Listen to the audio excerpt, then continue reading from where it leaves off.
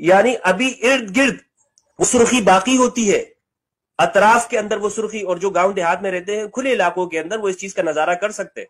اور اگر آپ یا کسی اونچے مقام کے اوپر ہیں تو آپ وہاں چڑھیں اور آپ دیکھیں کہ اس وقت میں سورج جب غروب ہوتا ہے، جو آج کل جس پہ ہمارے یہاں افطاری کی جاتی ہے، سورج غروب بھی ہو جائے لیکن ارد گرد ساری روشنی ہوتی ہے، طرفی نہار ابھی باقی ہے، اور یہ جو روشنی ہے جب تک یہ غائب نہ ہو جائے رات شروع نہیں ہوتی.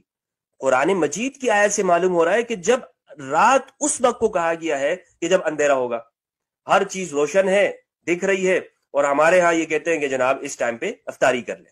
اب اس صورت کے اندر جو آج تو اس پہ امت مسلمہ کا ایک بڑا طبقہ اس پر عمل کر رہا ہے، صحیح عمل کیا ہے؟ صحیح عمل یہ ہے کہ ہمارے ہاں جو یہ اذانیں دی جاتی ہیں، اس میں آپ دیکھیں کہ جو کچھ اہل حدیث حضرات وہ رمضان میں اس کو اور جلدی کر دیتے ہیں، اور جلدی کہ اس آیت کے اوپر عمل ہو جائے، لوگوں کے روزے خراب کرتے ہیں.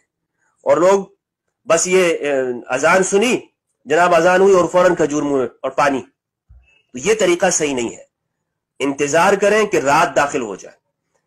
اپنے آپ سے ہمیں شریعت سے آگے نہیں بڑھنا چاہیے. قرآن مجید میں جب رات کا لفظ ہے تو رات کو ہی کرنا چاہیے، رات کو ہی پھر افطاری جو ہے ہونی چاہیے. اس طرح شروع میں فرمایا احل لکم لیلۃ الصیام الرفث، کہ روزوں کی راتوں میں ہم نے آپ کے لیے رفث، بیگمات کے پاس جانے کو حلال قرار دیا.